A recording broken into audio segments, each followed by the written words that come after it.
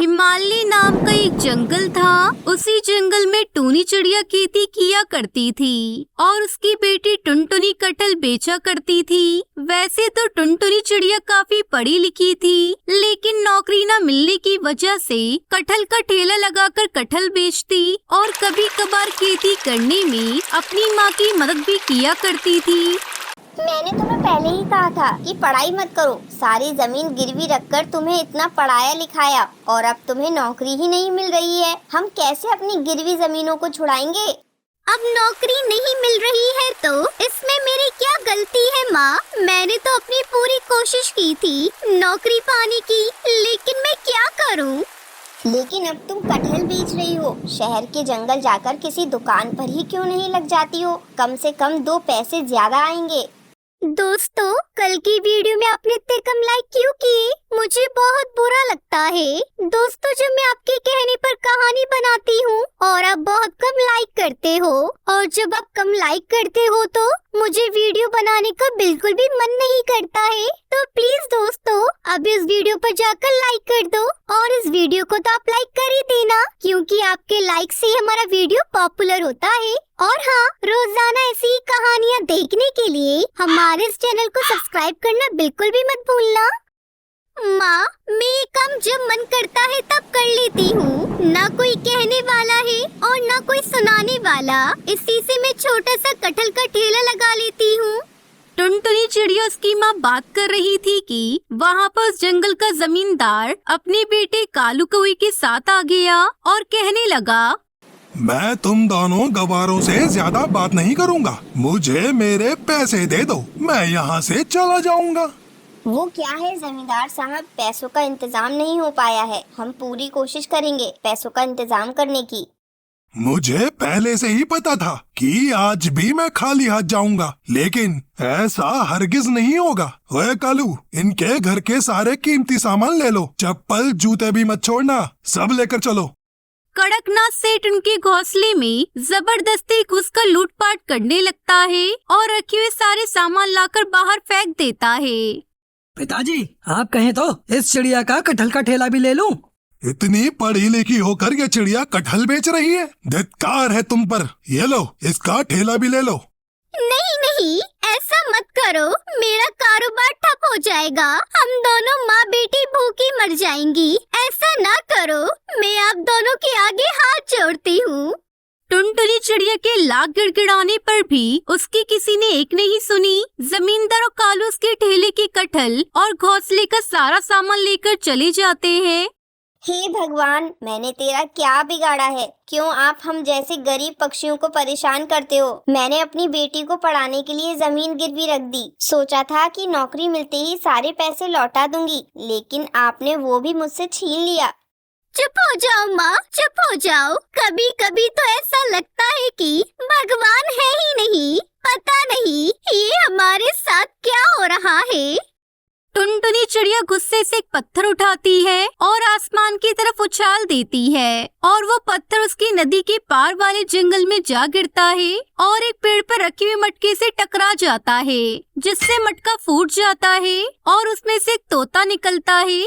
कई सालों बाद मैं आजाद हो गया, लेकिन इस जंगल में तो कोई आता नहीं। तब ये मटका किसने फोड़ा? मैं जल्दी से यहाँ से उड़ जाता हूँ, वरना वो साधु मुझे फिर से कैद कर लेगा। दूसरी तरफ टुनटुनी चिड़िया उसी जंगल में लकड़ियाँ काटने जा रही थी। तब उस तोते ने टुनटुनी को लकड़ी काटते हुए देखा।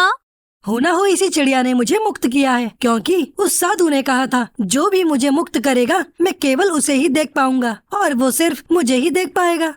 वो तोता टुनटुनी चिड़िया के पास जाता है और कहता है, नमस्ते बहन। उस तोते की आवाज सुनकर टुनटुनी चिड़िया बहुत डर जाती है। कौन हो तुम और यहाँ कैसे आ गई? यहाँ तो कोई नहीं आता जाता। अरे अरे, तुम घबराओ नहीं, तुमने मुझे आजाद किया है, मैं तुम्हें नुकसान नहीं पहुँचाऊंगा। मैंने तुम्हें कब आजाद किया? तुम कुछ भी कह रहे हो। इस जंगल में मैं पिछले कई सालों से कैद था। मैं जिस मटके में कैद था उस मटके पर तुमने एक पत्थर मारा, जिस वजह से मैं आजाद हो गया। बेफालतू की बात मत करो, चले जाओ, मुझे मेरा काम करने दो। तुम मुझे सारी बातें बता सकती हो, मैं तुम्हारी 2 विनती पूरी कर सकता हूँ। क्या सच? टुनटुनी चिड़िया ने उस तोते को अपनी सारी कहानी बताई। सारी सच्चाई सुनकर उस तोते ने कहा, जब मैं आजाद हुआ करता था तब इतने बुरे दिन नहीं थे जितने कि अब हैं। अच्छा हुआ उस साधु ने मुझे कैद कर लिया, वरना ये सब दिन देखने पड़ते। तुम इसका उपाय बताओ, अपना अलग ही रोना रो रहे हो तुम। अच्छा तो सुनो, मैं तुम्हें एक वरदान देता हूँ। तुम अब से जो भी खेती करोगी वो तुम्हारे कारोबार की खेती होगी। यानी कटहल की खेती? क्या बकवास कर रहे हो? तुम्हें ये ढोंग लगता है तो तुम एक काम करो, इस जमीन पर पत्थर गाड़कर उस पे पानी डालकर देखो। फिर टुनटुनी चिड़िया ने ठीक वैसा ही किया। टुनटुनी ने उस पत्थर को जमीन में गाड़ दिया और उस पर पानी डाला तो उसमें से एक पेड़ निकला जिस पर कटहल लगे हुए थे, जिसे देखकर वो दंग रह गई। अरे ये तो सच में कटहल की खेती हो गई। मैंने कहा था ना, तुम्हें दूसरा वरदान ये देता हूँ कि जिसने भी तुम्हें हानि पहुँचाई हो वो खुद गिड़गिड़ाकर तुमसे माफी मांगेगा। थोड़ी देर बाद कालू कड़कनाथ सेठ टुनटुनी चिड़िया टूनी के पास आते हैं और उनसे माफी मांगने लगते हैं। चलो जो हुआ सो हुआ, अब से कभी किसी गरीब पक्षी का दिल मत दुखाना, उसकी परेशानी को समझना। उस दिन के बाद से दोनों माँ बेटी कटहल की खेती करके उसे बाजार में बेचा करती और खुशी खुशी अपना जीवन बिताने लगती है।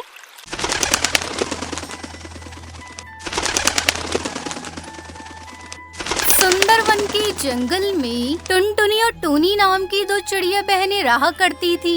टुनटुनी की आर्थिक स्थिति अपनी बहन टूनी के मुकाबले बहुत कमजोर थी। एक दिन जंगल की मुखिया के साथ टूनी चिड़िया अपनी बहन की दुकान पर आई।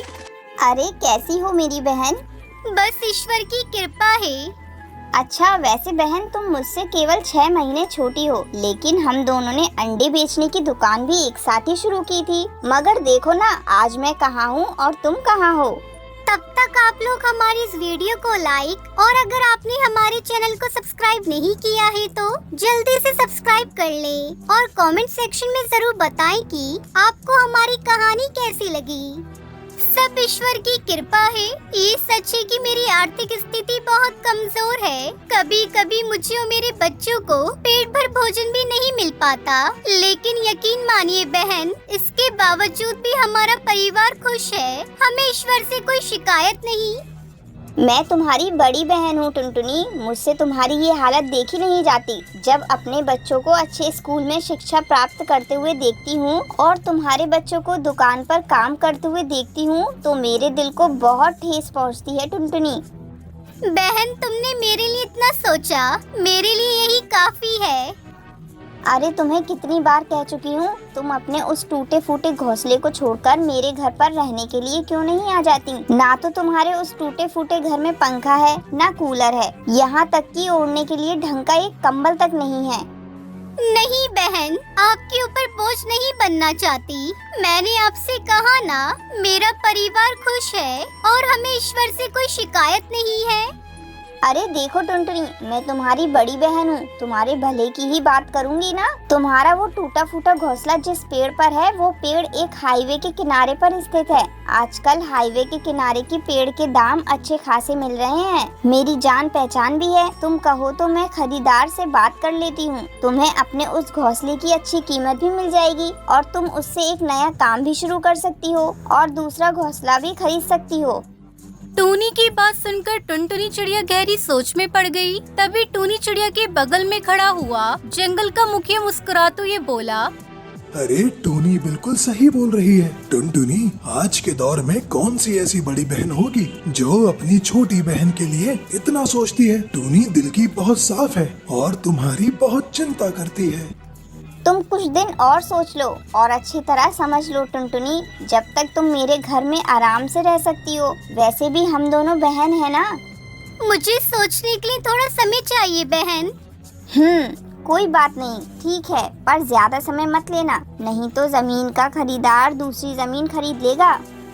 इतना कहकर टूनी चिड़िया मुखिया हरिया तोता के साथ वहाँ से चली गई। दरअसल टूनी एक लालची चिड़िया थी।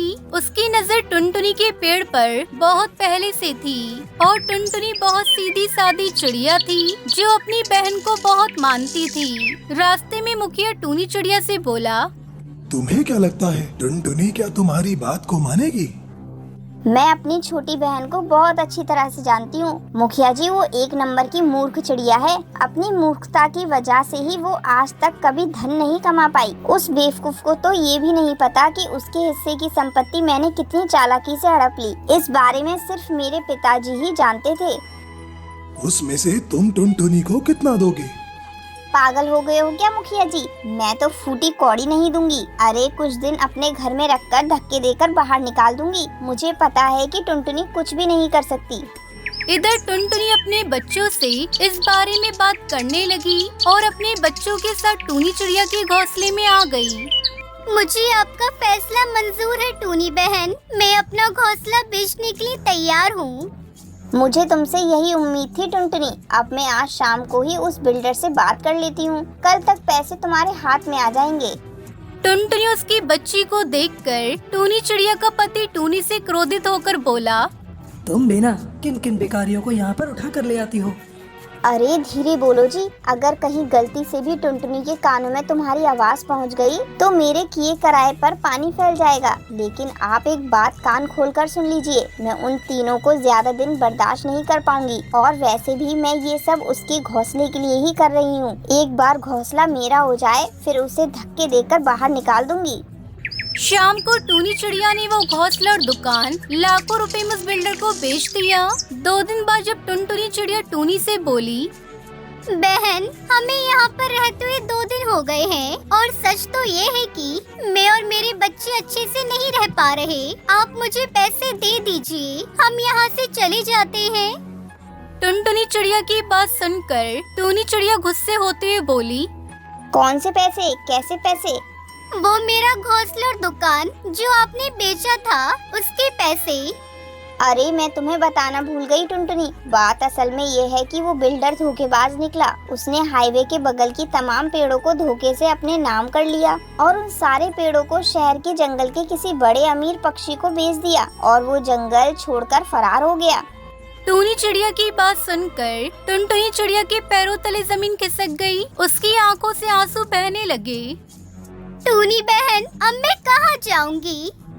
अरे मुझे क्या पता तुम कहाँ जाओगी। और मेरे घोंसले से निकल जाओ। वैसे भी मेरे पति को तुम्हारा यहाँ रहना अच्छा नहीं लगता। अब चली जाओ यहाँ से। टुनटुनी चिड़िया रोती हुई अपने बच्चों को लेकर जंगल के पास वाली नदी के किनारे पर पहुँची।